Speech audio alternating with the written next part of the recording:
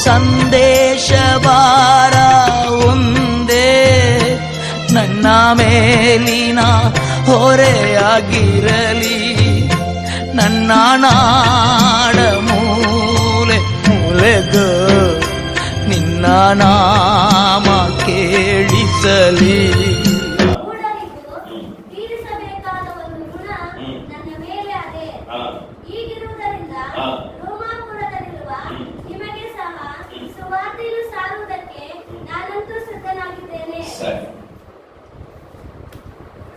ಒಂದು ವಯಸ್ಸಾದಂತ ತಾಯಿ ಒಂದು ಆಸ್ಪತ್ರೆ ಹತ್ರ ಹೋಗಿ ಕೇಸಿ ದೇವರ ಹತ್ರ ನಂಬಿಕೆ ಉಳ್ಳಂತ ಒಳ್ಳೆ ತಾಯಿ, ತುಂಬಾ ಬಡತನದಲ್ಲಿರುವಂತ ತಾಯಿ, ಅಂದ್ರೆ ದೇವರು ನಂಬಿದಂತ ಒಂದು ತಾಯಿ.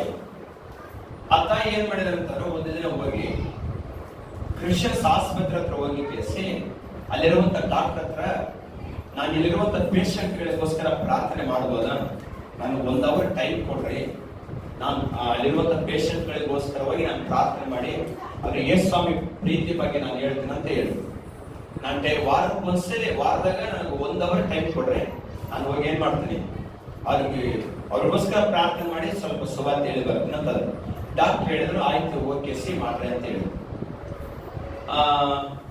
ಪ್ರತಿದಿನ ಆ ತಾಯಿ ಏನ್ ಮಾಡ್ತಿಲ್ಲ ಅಂತಂದ್ರ ಹೋಗಿ ಸುವಾರ್ತೆಯನ್ನ ಹೇಳ್ತೀನಿ.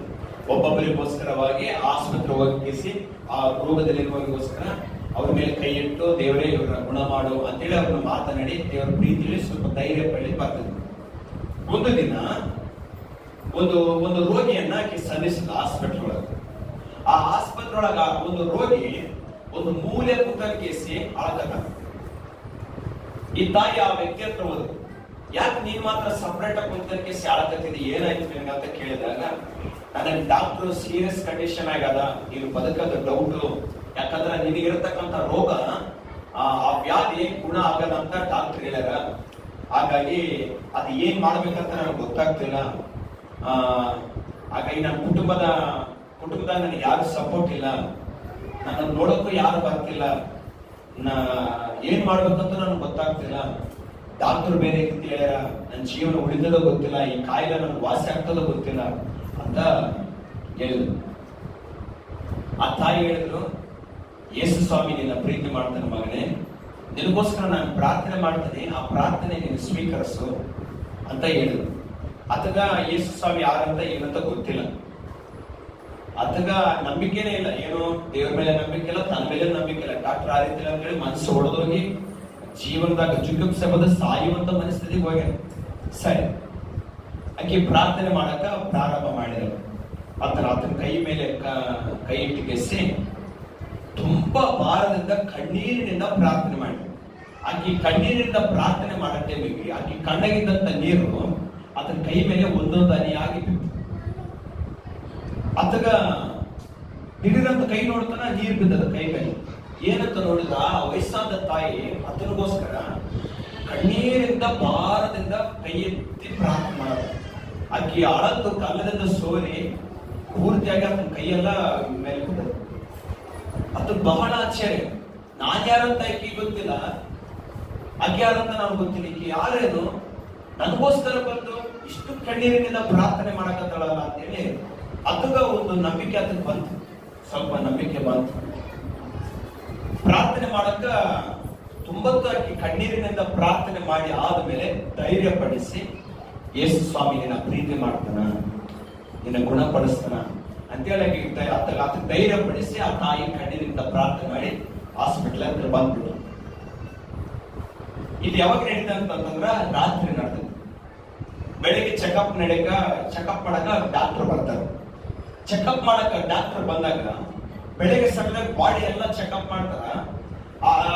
ಆತನ ಕೊಲ್ಲೋಕ ಮತ್ತು ಆತನ ದೇಹದಾಗಿದ್ದಂತ ಆ ಮರಣಕರವಾದ ರೋಗ ಬೆಳಿಗ್ಗೆ ಪಟ್ಟಿಗೆ ಕಂಪ್ಲೀಟ್ ಆಗಿ ಗುಣ ಆಗಿರ್ತದೆ.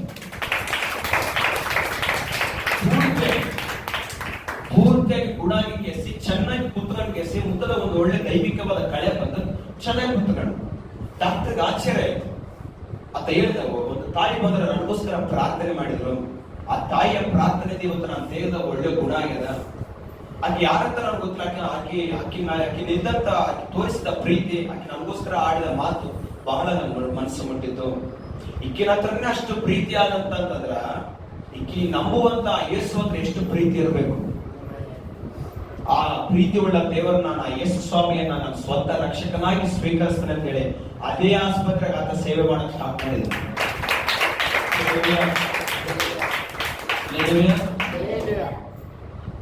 ನಡೀತದ ನಡೆದ ಘಟನೆ. ಆತ ಒಂದ್ ಮಾತು ಹೇಳಿದ ನೋಡಿದ್ರೆ ಅಕ್ಕಿನ ಹತ್ರನೇ ಅಷ್ಟು ಪ್ರೀತಿ ಆದಂತಂದ್ರ ಅಕ್ಕಿ ನಂಬುವ ದೇವರ ಹತ್ರ ಎಷ್ಟು ಪ್ರೀತಿ ಇರಬೇಕು. ಇದೇ ತಾನೆ ಸುವಾರ್ತೆಯ ಒಂದು ಏನನ್ಬೇಕು ಬೆಳಕು. ಆಕೆಯ ಕಣ್ಣೀರಿನಿಂದ ಪ್ರಾರ್ಥನೆ ಮಾಡಿದ ಪ್ರಾರ್ಥನೆ ದೇವರ ಮನಸ್ಸನ್ನು ಮುರಿತು, ಅವನ ಮನಸ್ಸನ್ನು ಮುರಿತು. ಹೌದಾಗಿಲ್ಲ? ಯಾರಂತಾನೆ ಗೊತ್ತಿಲ್ಲ. ಕೆಲವು ಸಮಯ ನಮ್ ಸ್ವಂತದವರೇ ಸತ್ರಾದ್ರೆ ನಾವು ಅಳಬಾರ್ದು ಒಂದು ಟೈಮ್. ಆ ತರ ತುಂಬಾ ಮೃದುವುಳ್ಳ ಹೃದಯ ನಮ್ದಲ್ಲ. ಅದರ ಅಷ್ಟು ಪವರ್ಫುಲ್ ಆಟ ನಮ್ದು. ಒಬ್ಬನ ಮುಂದೆ ಆಕ್ಸಿಡೆಂಟ್ ಆಗಿ ಸಾಯಂತ ನಾವು ನೀರಂತ ಅದಕ್ಕೆ ಅಷ್ಟು ನಮ್ಗೇನ್ ಬರಲ್ಲ ಇವಾಗಲ್ಲ. ಆದ್ರೆ ಇಂಥ ಪರಿಸ್ಥಿತಿದಾಗ ನಾನು ಹೇಳ್ತೀನಿ, ದೇವರ ಪ್ರೀತಿಯಿಂದ ತುಂಬಿದಂತ ಪ್ರತಿನಿಧಿಗಳು ದೇವರಿಗೆ ಬೇಕು. ಅದಂತ ನಾನು ಹೇಳಿದ್ರೆ ದೇವರ ಪ್ರೀತಿಯಿಂದ ತುಂಬಿದಂತ ಪ್ರತಿನಿಧಿಗಳು ಅಂದ್ರೆ ಏನು? ದೇವರ ಪ್ರೀತಿಯನ್ನ ಪ್ರತಿಬಿಂಬಿಸತಕ್ಕಂತ ಪ್ರತಿಬಿಂಬಿಗಳು ಏನನ್ಬೇಕು? ಪ್ರತಿನಿಧಿಗಳು. ಟೀಚರ್ಸ್ ದಿನಕರನ ಪ್ರಾರ್ಥನೆದೊಳಗ ಅಷ್ಟು ದೇವರ ಪ್ರೀತಿ, ಆತನ ಸುವಾರ್ತೆ ಕೂಟದಾಗ ಲಕ್ಷಗಟ್ಟಲೆ ಜನ ಬರ್ತಿದ್ರು. ಆತ ದೇವರ ಹತ್ರ ಪ್ರಾರ್ಥಿಸಿದಂತ ದೇವರೇ ನನ್ನ ಕೂಟಕ್ಕೆ 1,00,000 ಬರ್ತಾರ ಅಂತಂದ್ರೆ 1,00,000 ಜನರು ಕೂಡ ರಕ್ಷಣೆ ಹೊಂದಬೇಕು. ದೇವರ ನನ್ನ ಕೂಟದಾಗ 100 ಜನರು ಕ್ಯಾನ್ಸರ್ ಇದ್ದಂತ ಬರ್ತಾರಂತಂದ್ರ 100 ಜನರಿಗೆ ಗುಣ ಆಗ್ಬೇಕು. ದೇವರ ಆ ಆತ್ಮ ಭಾರ ದೇವರ ಪ್ರೀತಿ ನೋಡ್ರಿ ಅದ್ರೊಳಗಿದ್ದು. ಅದಕ್ಕೋಸ್ಕರನೇ ಆತನ ಕೂಟಕ್ಕೆ ಹೋದಾಗ ಅನೇಕರಿಗೆ ಏನಾಗ್ತದೆ, ಏನ್ ಹೇಳಕ್ ಬರಕತ್ತೀನಿ, ನಮ್ಮ ಮೇಲೆ ಒಂದು ಋಣ ಅದ. ತಾಯಿ 9 ತಿಂಗಳು ಒಂದು ಮಗುವನ್ನ ಕಷ್ಟಪಟ್ಟು ಏನ್ ಮಾಡ್ತಾಳ? ಹೇಳ್ತಾಳ. ಅದು ಅಲ್ಲಿಗೆ ಮುಗಿಯಲ್ಲ. 10 ತಿಂಗಳು ಕಷ್ಟಪಟ್ಟಿದ್ದಕ್ಕಿಂತ ಆ ಮಗು ಹೊರ ಬಂದ್ರೆ ಇನ್ನೂ 10 ಪಟ್ಟು ಕಷ್ಟಪಡ್ಬೇಕು. ಅರ್ಥ ಗರ್ಭದ ಪಟ್ಟಂತ ನೋವಿಗಿಂತ ಇದು ಹೊರ ಬಂದ್ಮೇಲೆ ನೋವು ಜಾಸ್ತಿ. ಯಾಕೆಂದ್ರೆ ಅದನ್ನ ಬೆಳೆಸ್ಬೇಕು, ಅದಕ್ಕೆ ಸಾಕ್ಬೇಕು, ಅದ ಜೀವನ ಕೊಡ್ಬೇಕು. ಸರಿನಾ? ಕಷ್ಟದಾಗ ನೋವಿನಾಗ ಎಲ್ಲಾ ಕಾರ್ಯಗಳನ್ನ ಆ ಮಗುಗೋಸ್ಕರ ಮಾಡ್ಬೇಕು. ಒಂದು ಮಗ ತಾಯಿಯ ಋಣವನ್ನ ಯಾವಾಗ ತೀರಿಸ್ತಾನ? ಅರ್ಥ ಆಯ್ತಾ? ಮಗನಿಗೆ ತಾಯಿ ಮೇಲೆ ಒಂದು ಋಣ ಅದ. ಅರ್ಥ ಆಯ್ತಾ? ತಾಯಿಗೋಸ್ಕರ ತೀರಿಸ್ಬೇಕಾದ ಒಂದು ಋಣ. ಅದೇನು? ಚಿಕ್ಕ ವಯಸ್ಸಿಂದ ಮಗುವನ್ನ ಸಾಕಿ ಬೆಳೆಸಿ ಒಂದು ಸ್ಥಾನ ಕೊಟ್ಟು ಓದಬಾರ ಕೊಟ್ಟು ಆ ಮಗನಿಗೆ ಬುದ್ಧಿ ಜ್ಞಾನವನ್ನು ಕಲಿಸಿಕೊಟ್ಟು ಒಂದು ಸ್ಥಾನದಲ್ಲಿ ನಿಲ್ಲಿಸಿದ್ದು ಯಾರು? ತಾಯಿ. ಮಗ ದೊಡ್ಡವರಾದ್ಮೇಲೆ ತಾಯಿಯ ಋಣವನ್ನೇ ನೆನೆಸ್ಬೇಕು. ವಯಸ್ಸಾದ ಕಾಲದಾಗ ತಾಯಿನ ಕುಂದ್ರಿಸಿ ಅನ್ನ ಹಾಕಬೇಕು. ಅರ್ಥ ಆಯ್ತಾ? ಇವಾಗಲ್ಲ ಅದಾದ ಓಲ್ಡ್ ಏಜ್ ಹೋಗಿ ಡೈರೆಕ್ಟರ್ ಆಗಿ ಎಲ್ಲಿ ಕಳಿಸ್ತಾರ ವಯಸ್ಸಾದವ್ರನ್ನ? ಬೆಳಿಗ್ಗೆ ಹೇಳಿದಾರೆ ಚರ್ಚೆಗೆ. ವಯಸ್ಸಾದವ್ರನ್ನ ಡೈರೆಕ್ಟರ್ ಆಗಿ ಎಲ್ಲಿ ಕಳಿಸ್ತಾರ? ಓಲ್ಡ್ ಏಜ್ ಹೋಗಿ. ಯಾಕಂದ್ರೆ ಏನಿಲ್ಲ, ಫುಲ್ ಬಿಸಿ, ನೋಡಕ್ಕಾಗಲ್ಲ, ಸಾಕಕ್ಕಾಗಲ್ಲ, ಮನೆ ಕೆಲಸ ಅದವ್ರು ಮಾಡಕ್ಕಾಗಲ್ಲ. ಇವಾಗೆಲ್ಲ ಮಕ್ಕಳನ್ನ ಮಾಡಕ್ಕೆ ಮನ್ಸು ಮನೆ ಕೆಲಸ ಆಗಲ್ಲ, ತಾಯಿ ನೋಡಕ್ಕೂ ಮನೆ ಕೆಲಸ ಆಗಲ್ಲ. ಯಾಕಂದ್ರೆ ಅಷ್ಟು ಒಳ್ಳೆ ಮನಸ್ಸಾಕ್ಷಿ ಉಳ್ಳವರು.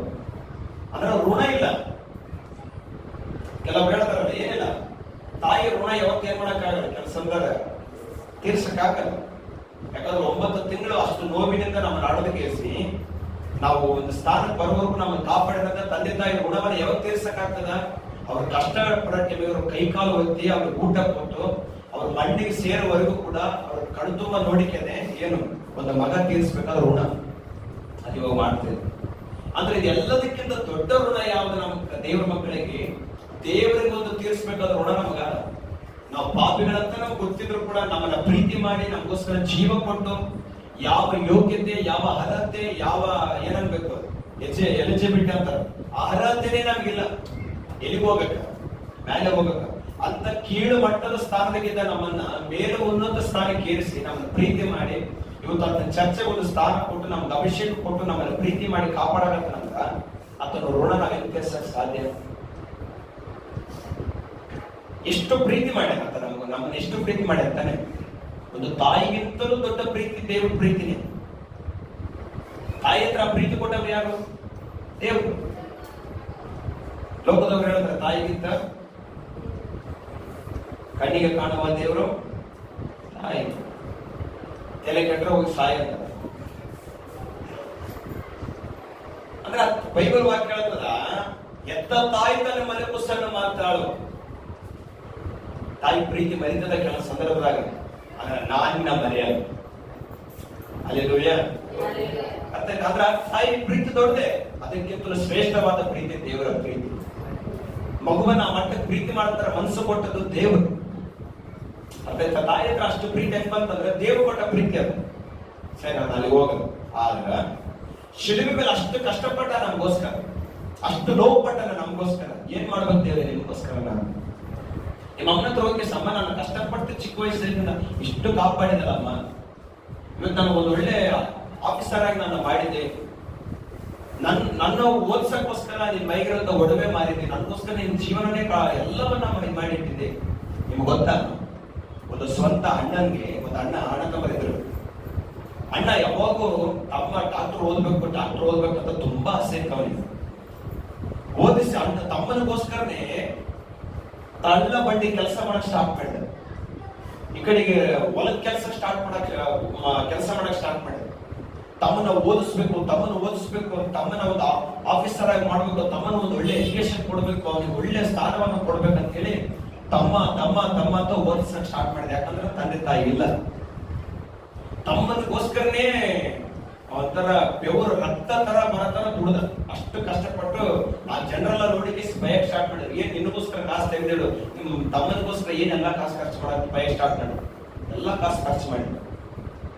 ತಮ್ಮ ಚೆನ್ನಾಗಿ ಓದಿದ ಒಂದು ಉನ್ನತ ಸ್ಥಾನಕ್ಕೆ ಬಂದ, ಒಳ್ಳೆ ಸ್ಥಾನಮಾನಕ್ಕೆ ಬಂದ.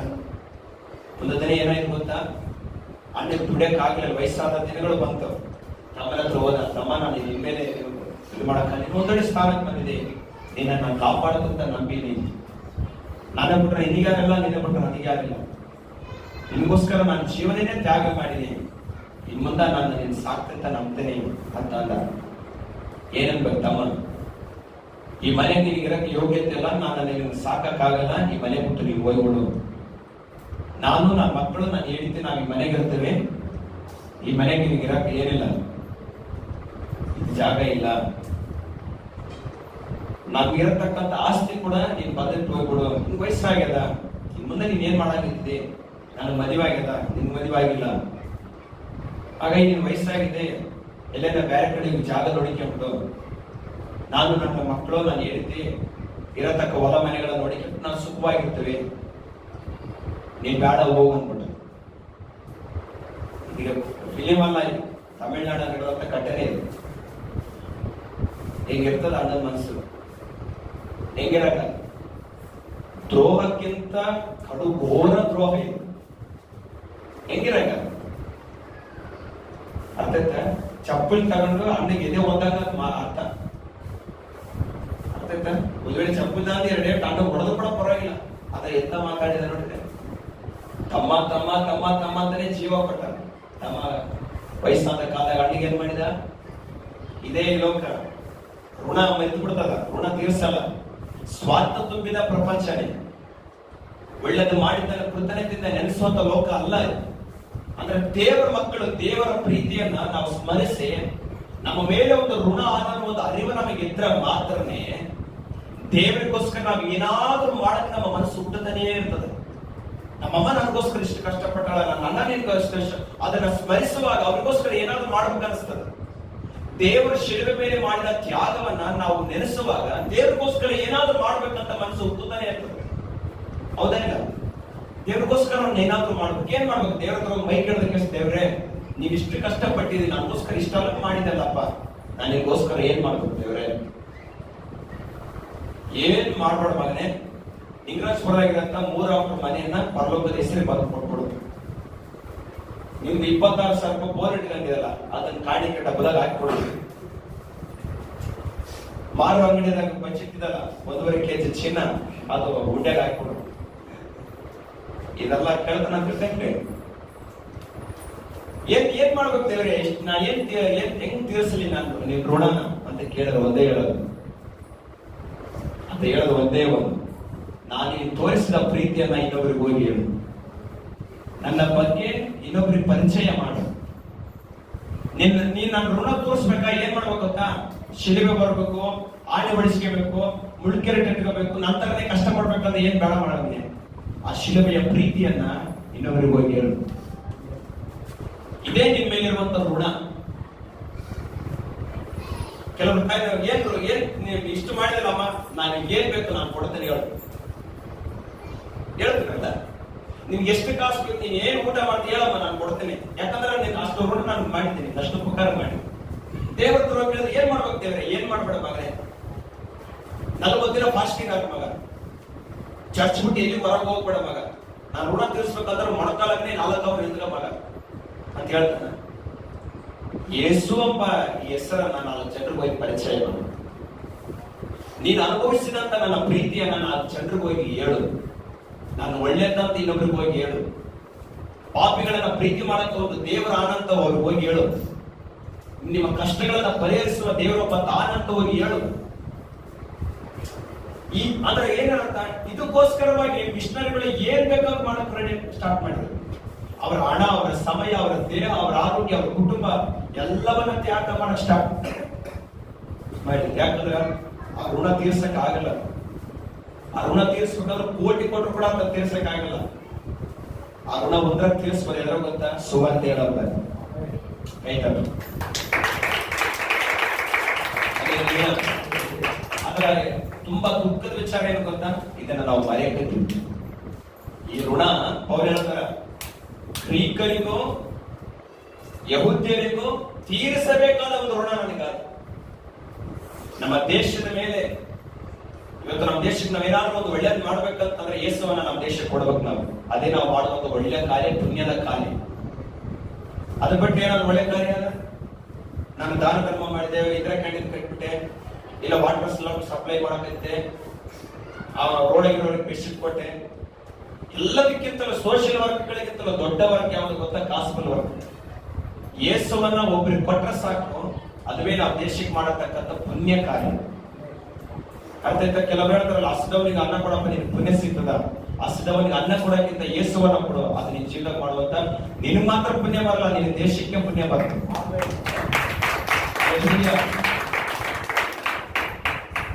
ನಿಮ್ಗೊಂದು ವಿಚಾರ ಹೇಳಿ, ನಮ್ಮ ದೇಶದ ತರ ವಿಗ್ರಹಗಳು ತುಂಬಿದ ದೇಶ ಬೇರೆ ಯಾವುದೂ ಇಲ್ಲ.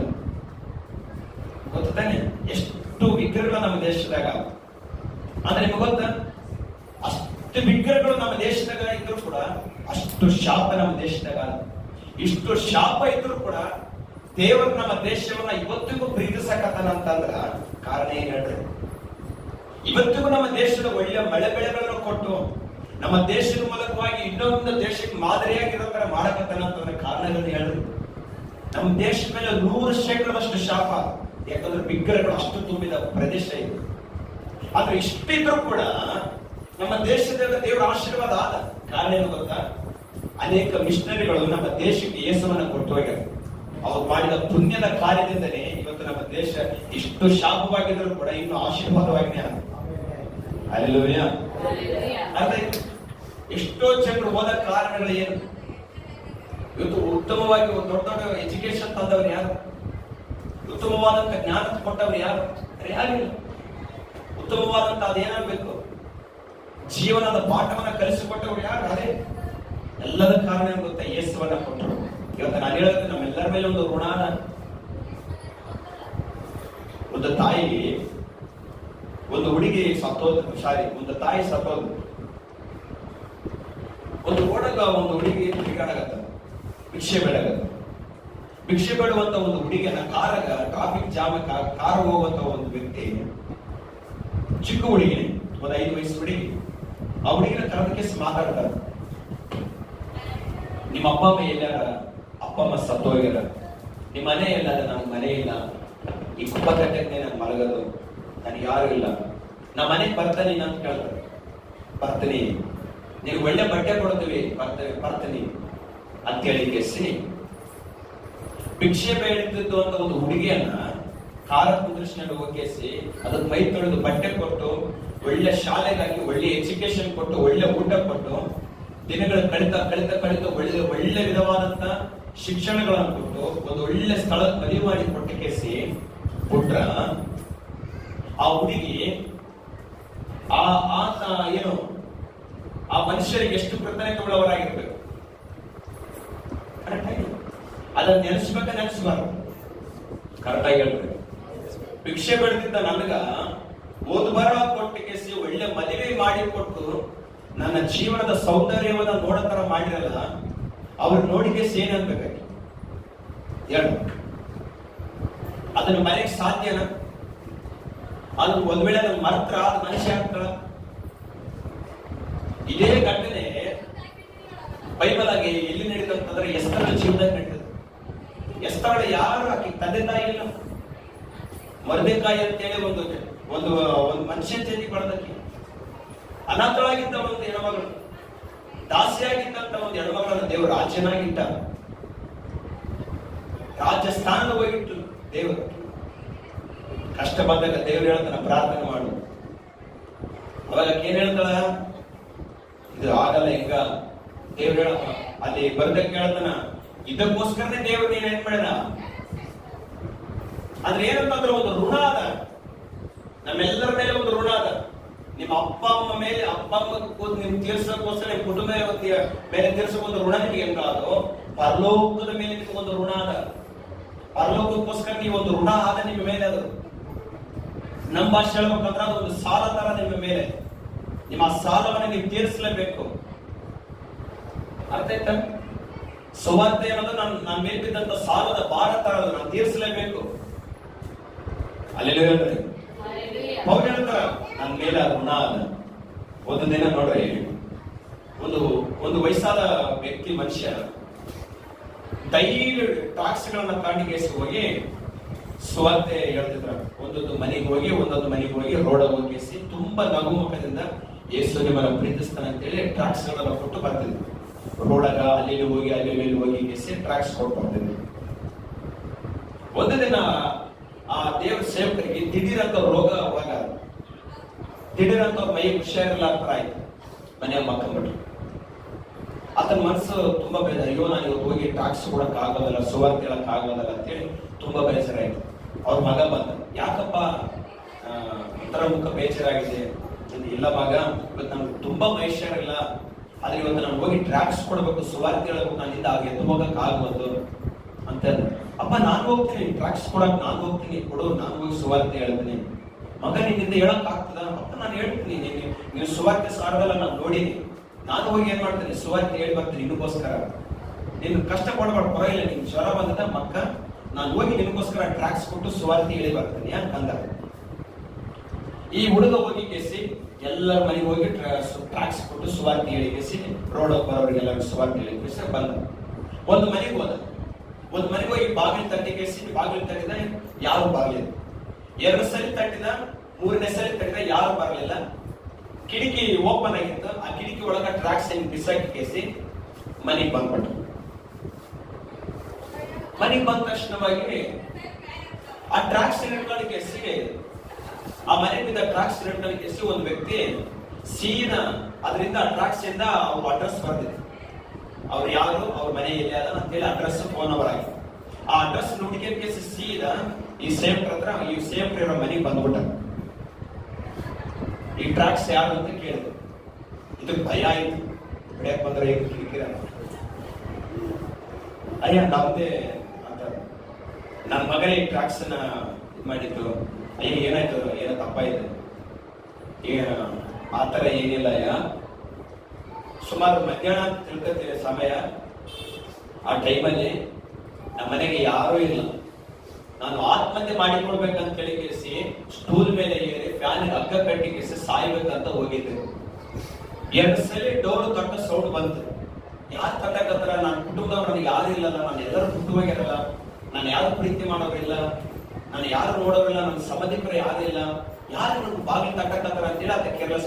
3ನೇ ಸಲ ಬಾಗಿಲು ತಟ್ಟಿದ್ರು. ನಾನು ಹೋಗ್ಬೇಕಂತ ಹೋದೆ, ಸ್ಟೂಲ್ ಹಿಡಿದಿಗೆ ಹೋಗ್ಕೊಂಡೆ. ಸಡನ್ ಆಗಿ ಕಿಟಕಿಯಿಂದ ಏನೋ ಒಂದು ಪೇಪರ್ ಬಿದ್ದ ತರ ನೋಡಿದೆ. ಆ ಪೇಪರ್ ತೆಗೆದು ನೋಡಿದ್ರ, ಯೇಸು ನಿನ್ನನ್ನ ಪ್ರೀತಿಸ್ತಾನ, ನಿಮ್ಮ ಭವಿಷ್ಯದ ಬಗ್ಗೆ ಒಂದು ಯೋಚನೆ ನಂತರ ಆದ, ಯೇಸು ನಿನ್ನ ಪ್ರೀತಿ ಮಾಡ್ತಾನೆ ಅಂತೇಳಿ ಇದ್ರ ಬಗ್ಗೆ ನನಗೆ ಬರ್ದದ್ದೇ ನಾನು ನೋಡಿದೆ. ನನಗೆ ಸಾಯ್ಬೇಕನ್ನೋ ಒಂದು ಮೈಂಡ್ ಸೆಟ್ ಹೋಯ್ತು. ಆ ಯೇಸು ನನಗೆ ಬೇಕು, ಯಾರು ಹೇಳಿದ್ರೆ ಆ ಯೇಸು ನನಗೆ ಬೇಕಂತ ಹೇಳಿದ್ರೆ ಆ ಮನೆ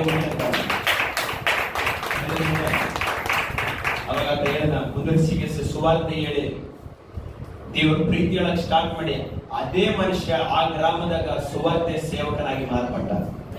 ಹಲ್ಲೆಲೂಯಾ. ಇದೆಲ್ಲ ಏನೋ ಒಂದು ಕಟ್ಟು ಕಥೆಗಳಲ್ಲ, ನಡೀತಿರುವುದು, ನಡೆದಿರುವುದು. ಇವತ್ತಿಗೆ ನಡೀತಾವ ಅಂತಾರೆ, ಆಸಕ್ತಿ ಆದ ಅಂತ ಅಂತಾರೆ. ದೇವ್ರ ವಾಕ್ಯಕ್ಕೆ ಆಸಕ್ತಿ ಆದ, ಮತ್ತೆ ನಮ್ಗೆ ಯಾಕೆ ಆಸಕ್ತಿ ಇಲ್ಲ? ಅದೇ ವಾಕ್ಯ ನಮ್ಮ ಕೈಯಾಗ ಕೊಟ್ಟಂತಾನೆ, ಅದೇ ಯೇಸು ನಮ್ಮ ಕೈಯಾಗ ಅಂತಾನೆ. ಮತ್ತೆ ಯಾಕ ಮುಜುಗರ, ಯಾಕ ಸಂಕೋಚ, ಯಾಕ ನಿರುತ್ಸಾಹ, ಯಾಕ ಭಾರ ಇಲ್ಲದಂತ ಸ್ವಭಾವ? ಎಷ್ಟೋ ಜನರು ಆತ್ಮಹತ್ಯೆ ಮಾಡಿಕೊಳ್ಳುವ ಒಂದು ಸಂದರ್ಭದಾಗ ಈ ಡ್ರಗ್ಸ್ ಅವ್ರನ್ನ ಕಾಪಾಡ್ಯಾರ. ಎಷ್ಟು ನಾನು ಸಾಕ್ಷಿಗಳಿರ್ಬೋದು. ಏನೋ ರೈಲ್ವೆ ಟ್ರಾಕ್ ಬಿದ್ದು ಸಾಯ್ಬೇಕಾದಂತ ಒಂದು ಮನುಷ್ಯನಿಗೆ ಸುಟ್ಟೋಗಿರತಕ್ಕಂತ ಒಂದು ಚಿಕ್ಕ ಪೇಪರ್, ಎರಡೆರಡು ಲೈನ್, ಜೀಸಸ್ ಲವ್ಸ್ ಯು, ಈ ಎರಡೇ ಲೈನ್ ಇರತಕ್ಕಂತ ಒಂದು ಚಿಕ್ಕ ಪೇಪರ್, ಬ್ಲೂ ಪೇಪರ್ ನ ಒಂದು ರೈಲ ಪಟ್ಟಿ ಬಿದ್ದಿರೋದು ನೋಡಿಕೆ ಎಷ್ಟೋ ಜನ ರಕ್ಷಣೆ ಬಂದ. ನನ್ನನ್ನು ಒಬ್ಬರು ಪ್ರೀತಿಸ್ತಾರ, ನಮ್ಗೆ ಗೊತ್ತಿಲ್ಲ ಅದು ಯಾವ ವಾಕ್ಯ ಹೆಂಗ್ ಕಾರ್ಯ ಮಾಡ್ತದ ಅಂತ ಹೇಳಿ. ನಾನು ಏನ್ ಹೇಳ್ಬೇಕು ಅಂತ ಗೊತ್ತಿಲ್ಲ. ಹೆಂಗ್ ಬೇಕಾದ್ರೂ ಕಾರ್ಯ ಮಾಡ್ತದ. ದೇವರ ವಾಕ್ಯಕ್ಕೆ ಆ ಶಕ್ತಿ ಅದ. ಅದೊಂದು ಪೇಪರ್ ಅಲ್ಲ, ಅದ್ರಾಗ ಜೀವ ಅದ. ಅರ್ಥ ಆಯ್ತಾ? ಒಂದು ಬರ್ದಿರೋದ ಒಂದು ಪೇಪರ್ ಆಗಿದ್ದು ಕೂಡ ಇರತಕ್ಕಂಥ ವಿಷಯಗಳ ಜೀವ ತುಂಬಿರೋದು. ಯೋಹಾನರಾಗ ಹೇಳ್ತಾರಲ್ಲ, ನಾನು ಹೇಳಿರುವಂತ ಮಾತು ಹೆಂಗಲ್ಲ, ಜೀವವಾಗಿಯೂ ಆತ್ಮವಾಗಿ. ದೇವರ ವಾಕ್ಯ ಅನ್ನೋದು ಆತ್ಮವಾಗಿ ಜೀವವಾಗಿದೆ. ಒಂದು ಮನುಷ್ಯನ ಹೆಂಗ್ ಬೇಕಾದ್ರೂ ಮುಟ್ಟಬಹುದು. ಎಷ್ಟೋ ಜನಗಳು ಡ್ರಗ್ಸ್ ಗಳ ಮೂಲಕ, ಎರಡಲ್ಲ ಈ ವಾಕ್ಯದ ಮೂಲಕ, ಒಂದು ಮಾತಿನ ಮೂಲಕ ಅವಳ ಜೀವನ ಉದ್ಧಾರ ಆಗಿದೆ. ಸಾಯ್ಬೇಕಾದಂತ ಒಂದು ಕೊನೆ ಸ್ಟೇಜ್ ಹೋದವರಿಗೆ ಜೀವ ಕೊಟ್ಟು ಕಾಪಾಡಿದೆ. ಎದರಿಂದ ಸುವಾರ್ತೆಯ ವಾಕ್ಯಗಳಿಂದ. ಪೌಲ್ ಹೇಳ್ತಾರ, ನನ್ನ ಮೇಲೆ ಒಂದು ಋಣ. ಅದೇ ಇದ್ರಾಗ ಹೇಳ್ತಾರ, ನಾನು ನಿನ್ನೆ ಹೇಳಿದೆ ಏನಂತ, ನನ್ನ ಮೇಲೆ ಒಂದು ನಿರ್ಬಂಧ ಏನಿದೆ. ದೇವರು ಸುವಾರ್ತೆ ಹೇಳ್ಬೇಕಂತ ಒಂದು ನಿರ್ಬಂಧ ನನ್ನ ಮೇಲೆ ಬಿದ್ದದ, ಅದನ್ನ ನಾನು ಮಾಡಲೇಬೇಕು. ಕೆಲವ್ರು ಹೇಳ್ತಾರ, ನನ್ನ ಒಟ್ಟಿಗೆ ಮಕ್ಕಳು ಹುಟ್ಟಿಬಿಟ್ಟಾರ, ನಾನು ಏನ್ ಮಾಡ್ಬೇಕು? ಅವ್ರನ್ನ ಕಷ್ಟನೋ ಸಿದ್ಧ ಅವ್ರನ್ನ ಸಾಕ್ಲೇಬೇಕು. ಈ ಕುಡಿದ ಗಂಡನ ಮೈ ಮಾಡಿಕೆ ಏನ್ ಮಾಡ್ಬೇಕು? ಅವನ ಜೊತೆಗೆ ಬದುಕಲೇಬೇಕು, ಬೇರೆ ದಾರಿ ಇಲ್ಲ. ಅವನ ಒಳ್ಳೆಯವನಾಗಿ ಮಾಡ್ಬೇಕಿಲ್ಲ ಅಂದ್ರೆ ಅವ್ನ ಕೆಟ್ಟವನಾಗಿ ಅವನ ಜೊತೆಗೆ ಬದುಕಬೇಕು. ಇವಾಗ 4 ಮಕ್ಕಳು ಆಗ್ಬಿಟ್ರ, ಏನಾಗ್ಬಿಟ್ರ? ಅವ್ರನ್ನ ಕಾಪಾಡಲೇಬೇಕು, ಅವ್ರ ಒಳ್ಳೆ ಜೀವನ ಕೊಡಲೇಬೇಕು. ಅವ್ರು ಸಾಯ್ಬೇಕಾಗ್ತದ? ಇವಾಗ ಸಾಯ್ಬಿಡ್ತಾರ, ಅದು ಬೇರೆ ಮಾತು. ಗಂಡು ಹುಡುಗಂತ ಹುಡುಗಲ್ಲಿದ್ದ ಸಾಯ್ಡೋರು ಹೇಳಿದ್ರು, ಅದು ಲೆಕ್ಕ ಬೇಕು. ಅಂದ್ರೆ ಗಮನಿಸ್ರಿ, ನಿರ್ಬಂಧ ನಾನು ಮಾಡಲೇಬೇಕು, ನನ್ನ ಮೇಲೆ ಬಿಟ್ಬಿಟ್ಟದ. ನಾನು ನಿನ್ನೆ ಹೇಳಿದೆ, ಭಾರಗಳು ಕಡಿಮೆ ಆಗ್ತಾನೆ ಇರ್ತಾವ. ಕೆಲವು ಸಮಯದಾಗ ನಮಗೆ ಆ ಸುವಾರ್ತೆ ಭಾರ ಇರ್ತದೆ, ಆತ್ಮ ಭಾರ ಇರ್ತದೆ, ಕಡಿಮೆ ಕೊಡ್ತದೆ. ಭಾರ ಕಡಿಮೆ ಆದ ತಕ್ಷಣವಾಗಿ ನಾವು ಕುಗ್ಗಿ ಹೋಗ್ಬಾರ್ದು. ಮತ್ತೆ ನಾವು ಅದನ್ನ ಏನ್ ಮಾಡ್ಬೇಕು? ಹೆಚ್ಚಿಸ್ಬೇಕು. ಎಲ್ಲ ಟೈಮ್ ನಮ್ಗೆ ಅಭಿಷೇಕ ಇರಲ್ಲ, ಎಲ್ಲ ಟೈಮ್ ಆತ್ಮ ಭಾರ ಇಲ್ಲ, ಎಲ್ಲ ಟೈಮ್ ಪ್ರಯರ್ ಸ್ಪಿರಿಟ್ ಇರಲ್ಲ. ಎಲ್ಲ ಟೈಮ್ ದೇವರ ಹತ್ರ ಐಕ್ಯತೆಯಾಗಿ ನಾವು ಇರಕ್ಕಾಗಲ್ಲ. ಹೊಟ್ಟೆ ಬಿದ್ದು ಹೋಗ್ತೀವಿ, ಸೋತು ಹೋಗ್ತೀವಿ, ಕುಗ್ಗಿ ಹೋಗ್ತೀವಿ. ಅಂದ್ರೆ ನಾವು ಕುಗ್ಗಿ ಹೋದಾಗ, ಸೋತದಾಗ ಮತ್ತೆ ಮತ್ತೆ ಮತ್ತೆ ನಾವು ಅದನ್ನ ಏನ್ ಮಾಡ್ಬೇಕು? ಚೈತನ್ಯ ಪಡಿಸಿ, ಬಲಪಡಿಸಿರ್ಬೇಕು. ನಾನು ಬಿದ್ದು ಬಿಟ್ಟೆ, ನಾನು ಸೋದಲ್ಬಿಟ್ಟೆ, ಆಯ್ತು ನಾನು ಏನೂ ಇಲ್ಲ, ನನ್ನ ಲೈಫಿಗೆ ನಾನು ವೇಸ್ಟ್, ಸತ್ತೋಗ್ಬಿಡ್ತೇನೆ ಅಂತ ಹೋದ್ರಿ. ಅರ್ಥ ಬೆಳಿಗ್ಗೆ ನಾವು ಊಟ ಮಾಡ್ಲಿಲ್ಲ, ಅಯ್ಯೋ ನಾನು ಸತ್ತೋಗ್ಬಿಡ್ತೇನೆ ಅಂತ ಹೇಳ್ತೀವಿ. ಅದೇನೋ ಊಟ ಮಾಡ್ತಾರಲ್ಲ. ಇವಾಗ ಬೆಳಿಗ್ಗೆ ನಾಷ್ಟ ಮಾಡಲಿಲ್ಲ ಅಂತ ಹೇಳಿ, ಅಯ್ಯೋ ನಾನು ನಾಷ್ಟನೇ ಮಾಡಿಲ್ಲ, ಮಧ್ಯಾಹ್ನ ಬಿಡಿ ಸತ್ತೋಗ್ಬಿಡ್ತೀನಿ, ಅಯ್ಯೋ ಮೈಂಡೆಲ್ಲ ಚೆಕ್. ಏನೋ ಒಂದು ಜ್ಯೂಸ್ ಅನ್ನೋ, ಒಂದು ಬೋಂಡ್ ಅನ್ನೋ, ಒಂದು ಕೇಕ್ ಅಂತಿದ್ದು ಹೊಟ್ಟೆ ಜರಿಗೆ ಹೆಂಗೋ ಪಿಕಪ್ ಹೊಡ್ಕೊಂತೀವಲ್ಲ. ಅದೈತೆ ಪಿಕಪ್ ಆಗ್ತದೆ ಅಲ್ಲ ಬಾಡಿ, ಅದನ್ನ ಹಾಕಿ ಬಿಟ್ಬಿಡ್ತೀವಿ. ಅಯ್ಯೋ ನಾವು ಊಟ ಮಾಡಲಿಲ್ಲ ಅಂತ ನೆನೆಸ್ಬಿಡ್ತೀರಿ. ಮನೆಗೆ ಅಮ್ಮ ಊಟ ಕೊಡೋದು ಅಂತ ಒಳ್ಳೆ ಊಟ ಮಾಡ್ತೀವಿ. ಬೇಸರ ನಾನೇ ಆ ಅಭಿಷೇಕ ಕಡಿಮೆ ಆಗ್ತದ. ಮತ್ತೆ ನಾವು ಅದನ್ನ ಪಿಕಪ್ ಮಾಡಿಕಬೇಕು. ನಾನು ಸೋತೋಗ್ಬಿಟ್ಟೆ, ನಾನು ನರಕಕ್ಕೆ ಹೋಗ್ಬಿಡ್ತೇನೆ, ಆಯ್ತು ನಾನು ನರಕಕ್ಕೆ ಹೋಗ್ಬಿಟ್ಟೆ, ನಾನು ಸೋತೋಗ್ಬಿಟ್ಟು ನಾನು ಎಲ್ಲಿ ಎಲ್ಲರೂ ಸೋತೋಗವ್ರೆ. ಅದನ್ನ ಆಗದಿಂದಾಗ ಮತ್ತೆ ನಾವೇನ್ ಮಾಡ್ಬೇಕು? ಅದನ್ನ ಫಲಪಡಿಸ್ಕೊಳ್ಬೇಕು. ಮತ್ತೆ ದೇವರ ಸೇವಕರ ಹತ್ರ, ದೇವರ ಐಕ್ಯತೆ ಹತ್ರ, ಪ್ರಾರ್ಥನೆ ಮಾಡೋರ ಹತ್ರ ಬಂದು ಆ ಭಾರವನ್ನ ಮತ್ತೆ ಪಡ್ಕೋಬೇಕು. ನಾವು ಸೋತೋದವರು ಸೋತು ಹೋಗ್ತಾನೆ ಇರೋದ್ರಿಂದಲೇ ಆಗ್ಬೇಕಾದ ಕಾರ್ಯಗಳನ್ನು ಆಗ್ತಾನೆ ಇಲ್ಲ. ಸೋತು ಹೋದ ಅನುಭವ ಎಲ್ಲರಿಗೂ ಬರ್ತದ. ಎಲ್ಲರೂ ಸೋತು ಹೋಗ್ತಾರೆ, ಬಿದ್ದು ಹೋಗ್ತಾರೆ, ಕುಗ್ಗಿ ಹೋಗ್ತಾರೆ. ಅದಕ್ಕೆ ಕುಗ್ಗಿರುವಂತ ಸ್ಥಳದಲ್ಲಿ ಇರಬಾರ್ದಲ್ಲ. ನೀನು ಎಲ್ಲಿ ಬಿದ್ದಿ ಅಲ್ಲಿಂದ ಎದರಂತ ದೇವರು ಹೇಳ್ತಾನೆ. ಆತ್ಮ ಭಾರ ಕಡಿಮೆ ಆದ ತಕ್ಷಣವಾಗಿ ನಾನು ಸುವಾರ್ತೆ ಹೇಳೋದು ಹೋಗ್ಬಾರ್ದು. ಅಯ್ಯೋ ನನಗೆ ಆತ್ಮ ಭಾರ ಕಡಿಮೆ ಆಯ್ತು ಅಂತೇಳಿ ಆತ್ಮ ಭಾರ ಹೆಚ್ಚಿಸಕ್ಕೆ ನಾವು ಪ್ರಯಾಸ ಪಡಬೇಕು. ನನಗೆ ಮತ್ತೆ ದೇವರ ಆತ್ಮ ಭಾರ ಕೊಡೋದು ಅದಕ್ಕಷ್ಟು ಉಪವಾಸ ಮಾಡಬೇಕು, ಕಾಣಬೇಕು. ಅದೇನಾದ್ರು 4 ವಾಕ್ಯಗಳನ್ನು ಕೇಳಬೇಕು. ಆ ಭಾರ ನಿಮ್ಮಲ್ಲಿ ಮತ್ತೆ ರೀವರ್ಕ್ ಮಾಡೋವರೆಗೂ ಕೂಡ ನೀವು ದೇವರ ಹತ್ರ ಕೇಳಬೇಕು. ಈಗ ನಾನು ಏನ್ ಪ್ರಸಂಗ ಮಾಡಕತ್ತೇನೆ ಅಂದ್ರ, ಸುವಾರ್ತೆಯ ಭಾರ ಇವತ್ತು ಅನೇಕರ ಹತ್ರ ನಮ್ಮಲ್ಲಿ ಕಡಿಮೆ ಆಗದ. ಸುವಾರ್ತೆ ಭಾರ ಅನೇಕರ ಹತ್ರ ಇವತ್ತು ಇಲ್ಲ.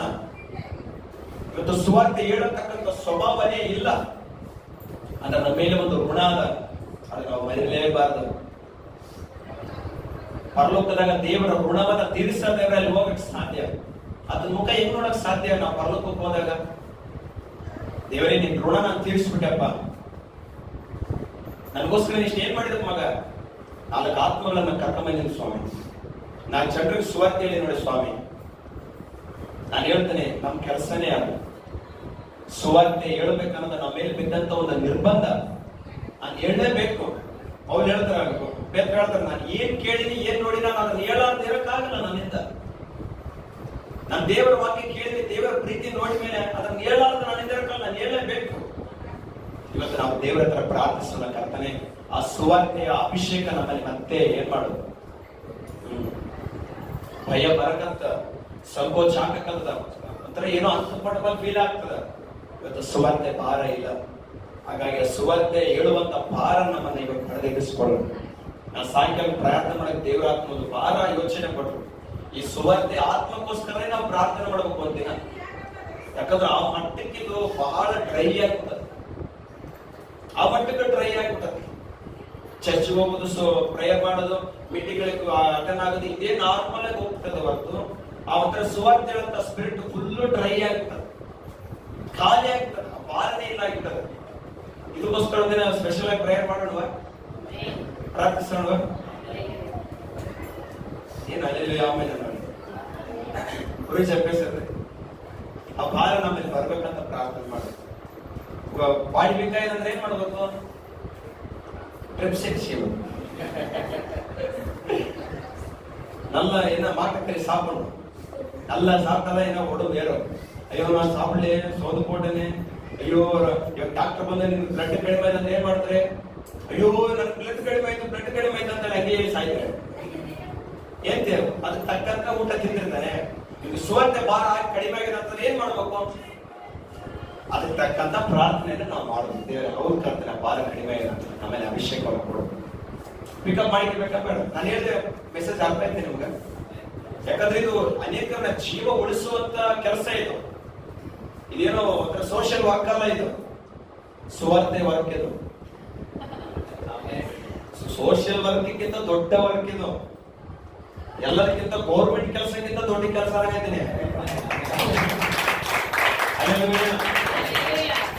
ಗೌರ್ಮೆಂಟ್ ಕೆಲಸಗಿನಪ್ಪ ಎಷ್ಟು ಹೆಮ್ಮೆ, ಎಷ್ಟು ಜವಾಬ್ದಾರಿ, ಎಷ್ಟು ಸಿನ್ಸರಿಟಿ.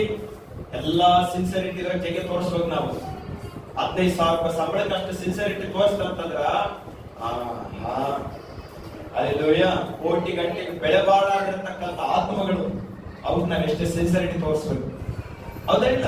15,000 ರೂಪಾಯಿ ಸಂಬಳಕ್ಕೆ ನಾವು ಅಷ್ಟೇ ಸಿನ್ಸರಿಟಿ ಕೊಟ್ಟೆ ಕೆಲಸ ಮಾಡ್ತೀವಿ ಅಂತಂದ್ರ ಒಂದು ಆತ್ಮವನ್ನ ನರಕಕ್ಕೆ ತಪ್ಪಿಸಿ ನಮ್ಮನ್ನ ಪರಲೋಕ ರಾಜ್ಯಕ್ಕ ಒಂದು ಹೆಸರನ್ನ ಭರಿಸತಕ್ಕ ಕೆಲಸ ಇದೆ.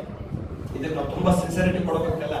ನಾವು ಪ್ರಾರ್ಥನೆ ಒಂದು 10 ನಿಮಿಷ ಪ್ರೇಯರ್ ಮಾಡೋಣ. ದೇವರೇ, ಈ ಸುವಾರ್ತೆ ಸಾರುವಂತ ಭಾರ ಕೊಡು ಸ್ವಾಮಿ. ಯಾಕಂದ್ರೆ ಅನೇಕರನ್ನ ನರಕದಿಂದ ತಪ್ಪಿಸುವಂತ ಒಂದು ಮಾರ್ಗ ಇದೆ, ಒಂದು ಕೆಲಸ ಇದೆ. ಎಲ್ಲರೂ ಎದುರುಕೊಳ್ಳೋಣ, ಪ್ರಾರ್ಥನೆ ಮಾಡೋಣ.